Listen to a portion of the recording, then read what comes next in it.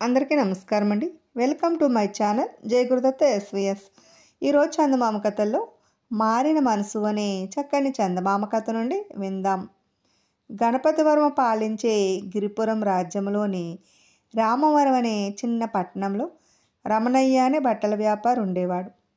ఆయనకు భార్య ధనశేఖరుడు అనే ఒక కొడుకు, శాంతామణి చింతామణి ఇద్దరు కూతుళ్ళు కూడా ఉన్నారు. పెళ్ళిడుకు వచ్చిన పెద్ద కూతురిని ఉన్న ఊళ్ళో కాకుండా రాజధానిలో మంచి ఉద్యోగం చేసే వరుడికిచ్చి వివాహం చెయ్యాలని రమణయ్య ఆశించాడు. ఇలా ఉండగా రమణయ్య ఒక సంబంధం గురించి విన్నాడు.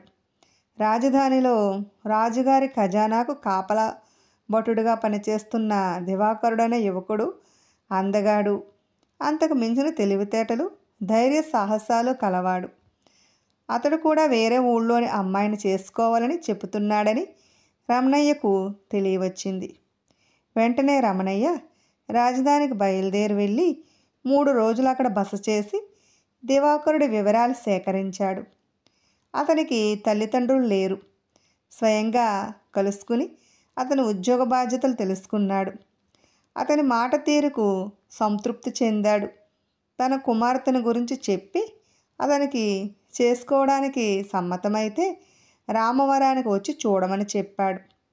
1 వారం రోజుల తర్వాత దివాకరుడు రామవరానికి వెళ్ళాడు. అతడు రమణయ్య ఇంటిని సమీపిస్తూ ఉండగా ఇంటి ముందు గుమ్మములో ముగ్గు వేస్తూ ఒక యువతిని చూశాడు. ఆమె రమణయ్య పెద్ద కూతురై ఉంటుందని దివాకరుడు అనుకున్నాడు.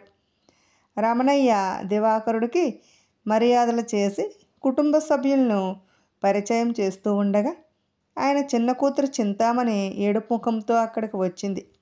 ఏమిటి చింతామణి, ఏం జరిగింది అని అడిగాడు రమణయ్య ఆందోళనతో. పళ్ళ దుకాణానికి వెళ్ళి వస్తుంటే ఓబోలుగాడు పరాచకాలాడి నడి వీధిలో నన్ను పరిహసించాడు అన్నది చింతామణి కళ్ళు తుడుచుకుంటూను. వాడొక తుంటరి వెధవ. వాడి నాన్న గట్టయ్య పేరు మోసిన గజ దొంగ. దుష్టులకు దూరంగా ఉండాలి తల్లి. అసలు నువ్వు ఒంటరిగా పళ్ళ దుకాణానికి ఎందుకు వెళ్ళావు అన్నాడు రమణయ్య బాధగా. దీనికి మాటలతో బుద్ధి రాదు. ఒక రోజంతా తిండి లేకుండా గదిలో పెట్టి గొళ్ళెం వేయాలి అన్నాడు ప్రక్కనే ఉన్న అన్న ధనశేఖరుడు చెల్లి కేసు కోపంగా చూస్తూ. సానుభూతి కోసం చూస్తున్న చింతామణి సాధింపులు ఎదురయ్యేసరికి ఏడుస్తూ తన గదిలోకి వెళ్ళిపోయింది. నేను వెళ్ళి వస్తాను రమణయ్య గారు అంటూ లేచి నిలబడ్డాడు దివాకరుడు. అది మా రెండో అమ్మాయి. ఎప్పుడు ఎక్కడ ఎలా మాట్లాడాలో తెలియదు. ఏమీ అనుకోకు. ఇంతకు మా పెద్దమ్మాయి నీకు నచ్చినట్టేనా అని అడిగాడు రమణయ్య. ఏ సంగతి తర్వాత చెబుతాను. దూర ప్రయాణం చేయాలి కదా, చీకటి పడుతుంది, ఇక బయలుదేరుతాను అంటూ దివాకరుడు వీధి కేసు నడిచాడు. ఊరి మొదటి మర్రి చెట్టు కూడలి వద్ద రాజధానికి వెళ్ళే జోడెడ్ల బండి సిద్ధంగా ఉన్నది. దివాకరుడు బండి ఎక్కాడు. అప్పటికే అందులో 3 ప్రయాణికులు కూర్చుని ఉన్నారు. బండివాడు ఎడ్లను అదిలించాడు.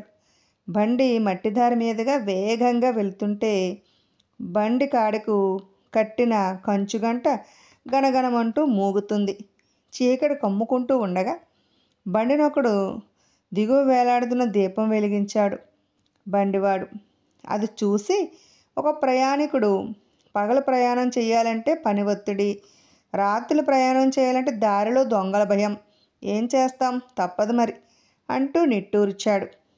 అలా బండి 2 గంటలు ప్రయాణించి అడవి దాటే సమయంలో దారికి అడ్డంగా ఒకడు కత్తి పట్టుకుని నిలబడి ఉండటం చూసి బండివాడు గజదొంగ గట్టయ్య పారిపోండి పారిపోండి అంటూ బండిని ఆపాడు. గట్టయ్య పెద్ద పెద్ద అంగలు వేసుకుంటూ బండి దగ్గరకు వచ్చి, ఒక్కరూ ఎక్కడికి పోలేరు, మర్యాదగా మీ దగ్గరున్న డబ్బులు బంగారం బయటకు తీయండి అన్నాడు భయంకరమైన కంఠస్వరంతో. బండిలోని 3 ప్రయాణికులు భయపడి వాడు చెప్పినట్టు చేయబోతూ ఉండగా దివాకరుడు ఒక్క చెంగున ముందుకు దూకి బండివాడి చేతిలోని చరణాకులను లాక్కుని గాలిలో గట్టిగా జలిపిస్తూ, ఒరేయ్ ఎంతకాలానికి దొరికావురా గట్టయ్య, నీ దొంగతనాలు, నీ కొడుకు ఆగడాల గురించి విని నిన్ను పట్టుకోమని రాజుగారు నన్ను పురమాయించాడు. గుట్టుగా లొంగిపోయావో తక్కువ శిక్ష పడుతుంది. పారిపోవాలని ప్రయత్నించావో అడవిలో మాటు వేసి ఉన్న మా సైనికుల చేతిలో దారుణంగా చస్తావు అని హెచ్చరించాడు. అడవిలో సైనికులున్నారన్న మాట వినగానే గట్టయ్యకు గుండె ఆగినట్టు అయినది. ఏం చేయడమా అని దిక్కులు చూడసాగాడు. అదే అదునుగా దివాకరుడు వాడి మీదకి సింహపు కొదములాగా ఉరికి చేతిలోని కత్తి దూరంగా పడేలా చేతి మీద గట్టిగా కొట్టాడు. అంతలో ముగ్గురు ప్రయాణికులు ముందుకు దూకి వాడిని వడిసి పట్టుకుని కాళ్ళు చేతులు కట్టి బండిలో కుదేశారు. మరనాడు రాజసభలో ఉండగా గట్టయ్యను అక్కడికి లాక్కుపోయి సంగతి వివరించారు. గట్టయ్య తల వంచుకుని నేరాలను అంగీకరించాడు. అంతా విన్న రాజు గట్టయ్య చేస్తున్న దారుణాలను గురించి కొంతకాలంగా ప్రజలు మొరుపెట్టుకుంటున్నారు. వీడు దొంగతనాలు చేసి అడవిలోకి పారిపోవడం వల్ల ఇన్నాళ్ళు పట్టుకోలేకపోయాం. వీడిని బంధించి తెచ్చిన మా దివాకరుడు ధైర్య సాహసాలను, సమయస్ఫూర్తిని అభినందిస్తున్నాను. ఇదే విధంగా గట్టయ్య కొడుకును కూడా బంధించి తీసుకురావాల్సిందిగా దివాకరుని ఆదేశిస్తున్నాను అన్నాడు.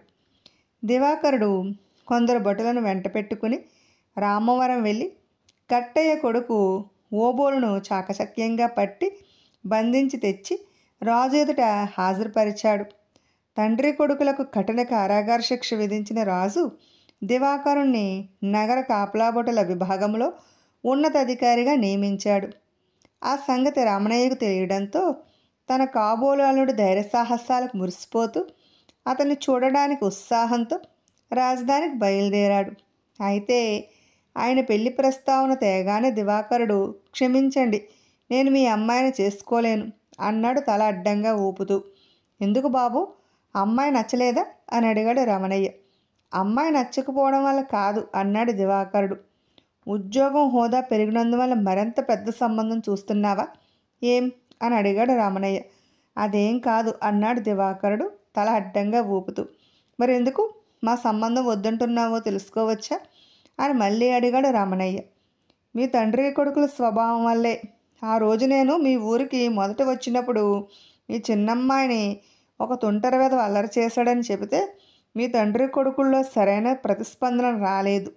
తప్పు చేసిన వాడిని న్యాయాధికారి దగ్గర తీసుకువెళ్ళకపోగా ఏమాత్రం తప్పు చేయని మీ అమ్మాయినే తప్పుబట్టారు. ఇది మీ చవటతనాన్ని చాటుతుంది. అటువంటి కుటుంబంతో సంబంధం చేయడానికి నా మనసు ఒప్పడం లేదు అన్నాడు దివాకరుడు కోపంగా. బాబు, నువ్వొక రాజుద్యోగి అయిన యువకుడిగా కాకుండా మామూలు ఆడపిల్లల తండ్రిగా, అన్నగా ఆలోచిస్తే ఈ సమస్య అర్థమవుతుంది. ఆ రోజు మా అమ్మాయిని అల్లరి చేసిన ఓబోలు పేరు మోసిన గజదొంగ కొడుకు. ఆ గజదొంగను గురించి మా పట్టణ ప్రజలు రాజుగారికి మొరపెట్టుకున్న ఫలితం లేని రోజులవి. అలాంటప్పుడు మేము వాడి కొడుకు మీద తిరగబడడం వల్ల పర్యవసానాలు ఎలా ఉంటాయో ఆలోచించు. ముళ్ళు అరటాకు మీద పడ్డా, అరటాకు ముళ్ళు మీద పడ్డా నష్టపోయేది అరటాకే.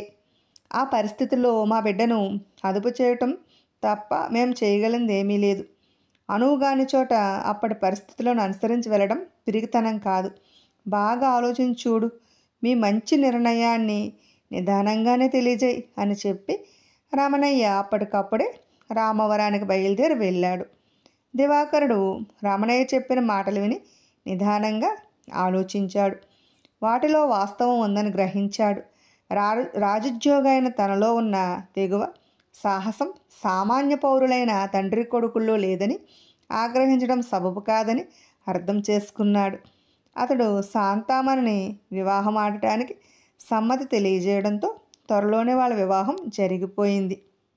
ఇప్పుడు నాస్తికుడు దైవ ప్రార్థన అనే మరో చక్కని చందమామ కథను విందాం.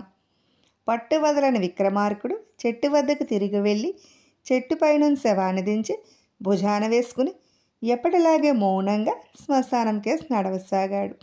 అప్పుడు శవంలోని బేతాళుడు, రాజా, భీతి గొలిపే ఈ శ్మశానంలో ఇంత రాత్రివేళ కష్టాలు కోరి నువ్వు చేస్తున్న శ్రమ చూస్తుంటే ఆశ్చర్యం కలుగుతున్నది. లోకంలో కొందరు ఆస్తికులు ధనాన్ని దాన ధర్మాలకు వినియోగిస్తూ క్రమంగా పేదలైపోవడం తెలిసిందే. అలాగే నాస్తికులు దాన ధర్మాల గురించిన ఆలోచన లేకుండా కోట్లకు పడగలెత్తి సర్వసుఖాలు అనుభవిస్తుంటారు. ఇరువురిలో నువ్వు ఏ కోవకు చెందినవాడవై ఉంటావో తెలియడం లేదు. తండ్రి కొడుకులైన ఒక ఆస్తిక నాస్తికుల కథ చెబుతాను, శ్రమ తెలియకుండా విను అంటూ ఇలా చెప్పసాగాడు. భాగ్యాపురంలో ఉండే ధనపాలుడికి వారసత్వంగా వచ్చిన ఆస్తితో పాటు దయాగుణాలు, దైవభక్తి కూడా ఎక్కువే. ఆయన భార్య సురుచికి దైవభక్తి ఉన్న భర్త డబ్బంతా దైవ కార్యాలకు, దాన ధర్మాలకు ఖర్చు చేయడాన్ని ఆమోదించలేకపోయేది. పెద్దలిచ్చిన ఆస్తిని కొడుకులకు మిగల్చాలని భర్తకు నచ్చజెప్పే ప్రయత్నం చేసేది. ఆమె ఎంత చెప్పినా ధనపాలుడు తన పద్ధతి మార్చుకోలేదు. ఆ దంపతులు శ్రీపాలుడు, గోపాలుడు, గుణపాలుడు అనే 3 కొడుకులను కన్నారు. చిన్నవాళ్ళిద్దరికీ తండ్రి మాటే వేదం. పెద్దవాడు శ్రీపాలుడికి మాత్రం తల్లి మాటలు బాగా చెవికెక్కాయి. ఆస్తిని కాపాడుకునేందుకు అతడు చిన్నప్పటి నుంచి నాస్తికుడు, పిసినారి అయ్యాడు. ఇది గమనిస్తున్న ధనపాలుడు భార్యతో, డబ్బు శాశ్వతము కాదు, సంతోషాన్ని ఇవ్వదు. మనిషికి సంతోషాన్ని ఇచ్చేది సంతృప్తి మాత్రమే. దైవభక్తి, దయాగుణం లేనివాడికి సంతృప్తి ఉండదు అనేవాడు. అందుకే ఆమె ఒప్పుకోక, ఉన్నప్పుడు డబ్బు విలువ తెలియదు, డబ్బు లేనప్పుడు మంచితనం మనకు గెంజినీళ్ళు కూడా పొయ్యదు అనేది. కొడుకులు ఎదుగొచ్చేసరికి ధనపాలుడి దగ్గరున్న డబ్బంతా ఖర్చు అయిపోయి 20 ఎకరాల పొలం మాత్రం మిగిలింది. తన ఖర్చులకు పొలం మీద వచ్చే ఆదాయం చాలక కొంత భూమిని అమ్మాలనుకున్నాడాయన. అప్పుడు సురుచి ఆయనతో, పిల్లలు పెద్దవాళ్ళయ్యారు, ఆస్తిలో వాళ్ళ వాటా వాళ్ళకి ఇచ్చి నీ వాటాని ఇష్టం వచ్చినట్లు ఖర్చు చేసుకో అన్నది. ధనపాలుడు సరేనని ఆస్తిని తనకు కొడుకులకు కలిపి 4 వాటాలు వేసి, ఇప్పుడు మన అందరికీ తలో 5 ఎకరాలు పొలం ఉన్నది. డబ్బు ఖర్చు విషయంలో నా పద్ధతి నచ్చిన వాళ్ళు నాతో ఉండవచ్చు, లేని వాళ్ళు వేరుపడవచ్చు అన్నాడు. చిన్న కొడుకులు ఇద్దరు తండ్రితోనే ఉంటామన్నారు. కానీ శ్రీపాలుడు వేరుపడి వెళ్ళి వ్యవసాయాన్ని మాత్రమే నమ్ముకోక ఊళ్ళో చిన్న వ్యాపారం ప్రారంభిస్తే బాగా కలిసి వచ్చింది. 2 ఏళ్లలోనే అతడు కోటికి పడగలెత్తాడు. డబ్బు చేరగానే కొందరు మిత్రులు శ్రీపాలుడి వద్దకు వెళ్ళి ధన సహాయం కోరారు. అతడు ఒక్కొక్కరికి కూడా సాయపడకపోతే ఉక్రోషపడి పిసినారివని, నాస్తికుడు అని తిట్టారు. కొంతకాలం గడిచేసరికి ధనపాలుడు ఉన్న పొలమంతా అమ్మేశాడు. తిండి గింజలకు కూడా కొరువై సాటివారిని అప్పడిగితే ఒక్కరూ సాయపడలేదు. అప్పుడు ధనపాలుడికి అర్థమైనది, దానం చేసేటప్పుడు తనను మాలిన ధర్మం కూడదని. చేసేది లేక ఆయన సకుటుంబంగా పెద్ద కొడుకు వద్దకు వెళ్ళి, నీకున్న ముందు చూపు నాకు లేకపోయింది, నాకు కొంత డబ్బు అప్పుగా ఇవ్వు, నేను నీ తమ్ముళ్ళు ఏదైనా వ్యాపారం ప్రారంభించి డబ్బు సంపాదించి పొట్ట పోసుకుంటాం, నీ బాకీ కూడా తీర్చేస్తాం అన్నాడు. దానికి శ్రీపాలుడు, డబ్బు లేక ఇలా అంటున్నావు, కానీ చేతిలో 4 కాసులు ఆడితే నీ పద్ధతి మొదటికొస్తుంది. అందుకని మీరంతా వచ్చి నాతో ఉంటే మీకు కూడు గుడ్డలకు లోటు రానివ్వను. ఇటొచ్చి ఇక్కడ ఉన్నంతకాలం మీరెవ్వరూ దేవుణ్ణి ప్రార్థించకూడదు, దాన ధర్మాలు చేయకూడదు అన్నాడు. ఆ మాటలకు ధనపాలుడు శాంతంగా, నేను బతుకున్నంతకాలం దైవ ప్రార్థన మాత్రం మానలేను అని మిగిలిన వాళ్ళతో వెనుదిరిగి వెళ్ళిపోయాడు. పెద్ద కొడుకు నాస్తికుడైనా తనంటే గౌరవం ఉన్నదని సరిపెట్టుకునేవాడు. ధనపాలుడు ఇప్పుడు తనే నూరు విడిచి ధనసాయం అడిగితే శ్రీపాలుడు కాదనడాన్ని ఆయన భరించలేక మనసు పాడే మంచాన పడ్డాడు. చిన్నవాళ్ళిద్దరూ కాయకష్టం చేసి డబ్బు సంపాదించేవారు. సురుచి ఇంటి పట్టునే ఉండి భర్తకు సేవలు చేస్తూ అందరికీ వండి పెట్టేది. సరైన వైద్యం జరక్క ధనపాలుడు పరిస్థితి నానాటికి తీసుకట్టయినది. ఇలాంటి పరిస్థితుల్లో ఆ ఊరుకు అంగదుడు అనే రామభక్తుడు వచ్చి రాముడు గొప్పతనాన్ని గురించి ప్రచారం చేయసాగాడు. ఆయన అడుగుపెట్టిన ఇంట శుభం జరిగేది. అందరూ ఆయనకు మహిమలున్నాయని చెప్పుకోసాగారు. ఇది తెలిసిన గోపాలుడు గుణపాలుడు అంగదుని తమ ఇంటికి పిలిచారు. అక్కడ ఆయన మంచం పట్టిన ధనపాలుని చూసి, రామును నొప్పించావు, అందుకే నీకు ఈ దురవ్యవస్థ అన్నాడు. ధనపాలుడు ఆయన వంక దీనంగా చూసి, నా పెద్ద కొడుకు నాస్తికుడు, తండ్రిని కాబట్టి వాడు తప్పుకు నాదే బాధ్యత, పరిహారంగా నేనేం చేయాలో తమరే చెప్పండి అని వేడుకున్నాడు. రాముడు తనను నమ్మిన వారికి ఏ కష్టాలు రానివ్వని దేవుడు. అది తెలుసుకోక నీ బిడ్డలకు చెందాల్సిన ఆస్తిని వాళ్లకు దక్కనివ్వకుండా ఖర్చు చేస్తావు. మరి ఆయన నొచ్చుకోడా? నీవు ఆస్తిని పాడు చేస్తున్నావనే నీ పెద్ద కొడుకు నాస్తికుడు పిసినారి అయ్యాడు, అర్థం చేసుకో అన్నాడు అంగదుడు. అప్పుడు గుణపాలుడు, అయ్యా, మా నాన్న మా డబ్బు ఖర్చు చేసినా అది పుణ్యకార్యాలకే వినియోగించాడు. అయినా మాకు పాపం చుట్టుకుని కష్టాలు అనుభవిస్తున్నాం. మా అన్న నాస్తికుడైనా కోటికి పడగలెత్తాడు, ఇదే నా దేవుడి న్యాయం అన్నారు బాధగా.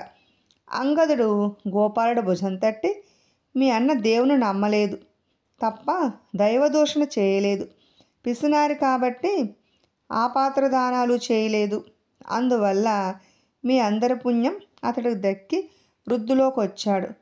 మీరు కూడా స్వయం కృషిని నమ్ముకుంటే రాముడు హర్షిస్తాడు, మీకు మేలు జరుగుతుంది అన్నాడు అనునయంగా. ఇది విన్న సురుచి ఆయనతో, ఇక మీదట తమరు చెప్పినట్టే చేస్తాం, ముందు నా భర్తకు జబ్బు తగ్గి మామూలు మనిషి అయ్యే ఉపాయం చెప్పండి అని అడిగింది. నీ భర్త ఆరోగ్యవంతుడు కావాలంటే వజ్రభస్మం సేవించాలి, అది తయారు చేయడానికి 1,00,000 రూపాయలు విలువ చేసే వజ్రం కావాలి అన్నాడు అంగదుడు. ఇందుకు సురుచి, గోపాలుడు గుణపాలుడు 1,00,000 రూపాయలు తమకు ఎక్కడి నుంచి వస్తాయని దిగులు పడ్డారు. అప్పుడు అంగదుడు, డబ్బు లేకపోతే మరో ఉపాయం ఉంది, ఒక్కరంటే ఒక్కరు మనస్ఫూర్తిగా దేవుని నమ్మి ఒక రాత్రంతా ధనపాలుడు ఆరోగ్యం కోసం రామాలయంలో ప్రార్థన చేస్తే వెంటనే ఆయన మామూలు మనిషి అవుతాడు. అది మీరైనా కావచ్చు, మీ ఊళ్ళో ఎవరైనా కావచ్చు అన్నాడు. సరేనని ఆ రాత్రి గోపాలుడు గుణపాలుడు రామాలయానికి వెళ్ళి తండ్రి ఆరోగ్యం గురించి దైవ ప్రార్థనలు చేశారు. ఫలితం కనబడలేదు. మరనాడు సురుచి వెళ్ళి ప్రార్థనలు చేసింది, ఫలితం లేదు. ఊళ్ళో చాలామంది ఆలయానికి వెళ్ళి ప్రార్థనలు చేశారు.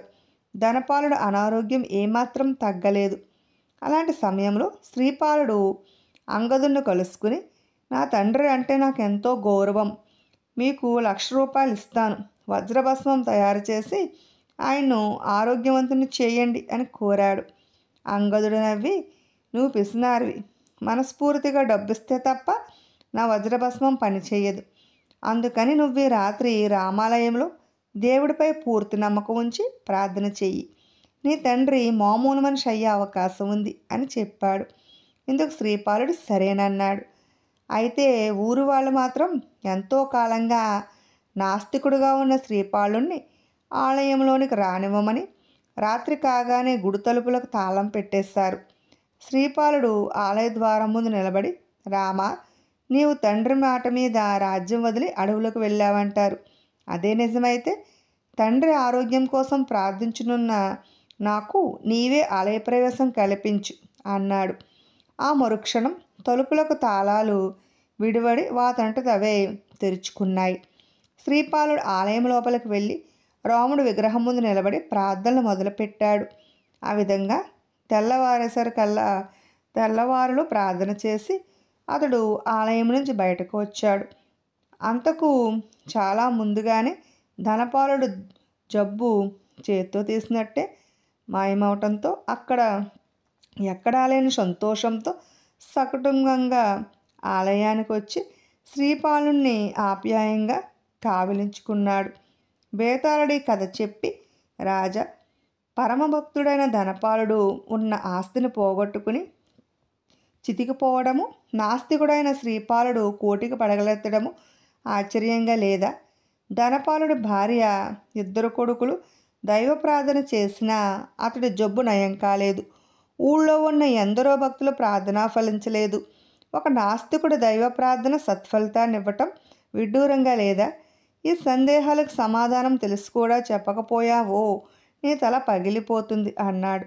దానికి విక్రమార్కుడు, దైవభక్తికి ఆర్థికపరమైన స్థితిగతులకు అంతగా సంబంధం కనిపించదు. అందుకే దీనికంతటికీ పూర్వజన్మ కర్మను కారణంగానే మన శాస్త్రాలు పేర్కొంటున్నాయి. ఇక ధనపాలుడి భార్య, చిన్న కొడుకులు ఆయన కోసం ప్రార్థనలు చేసినా వారికి తాము పడుతున్న కష్టాల కారణంగా దేవుడిపై నమ్మకం పోయింది. అందువల్లనే వాళ్ళ ప్రార్థనలు ఫలించలేదు. ధనపాలుడు ఊళ్ళో ఎందరికో ధన సహాయం చేశాడు, కానీ ఒక్కరూ ఆయన్ను కష్టాల్లో ఆదుకోలేదు. ఆ కారణం వల్లే వాళ్ళ ప్రార్థనలు ఫలితాన్ని ఇవ్వలేదు. ఇక శ్రీపాలుడు విషయం తీసుకుంటే, తండ్రి పద్ధతి చూసి దైవభక్తి వల్ల డబ్బు ఖర్చు అవుతుందని భయపడి అతడు నాస్తికుడయ్యాడు. అతడికి తండ్రి అంటే ప్రేమ ఉన్నది. అందువల్లే వజ్రభస్మానికి 1,00,000 రూపాయలు ఇవ్వడానికి సిద్ధపడ్డాడు. చిత్తశుద్ధితో సత్కార్యానికి పూనుకునేవారి ప్రార్థనను దేవుడు మన్నిస్తాడు. శ్రీపాలుడి విషయంలో అదే జరిగింది అన్నాడు. విషయంలో ఇదే ఉందన్నాడు. రాజుకి విధంగా మౌనభంగం కలగగానే బేతాళుడి శవంతో సహా మాయమే తిరిగి మళ్ళీ చిట్టెక్కేశాడు. విన్నారు కదండి. ఇటువంటి మరెన్నో చక్కని చందమామ కథలు వినాలనుకుంటే ఫస్ట్ మా ఛానల్ని సబ్స్క్రైబ్ చేసుకోండి. ప్రక్కనే ఉన్న బెల్ ఐకాన్ క్లిక్ చేయండి. లైక్ చేయండి, షేర్ చేయండి, అలాగే కామెంట్ కూడా చేయండి. Thanks for watching.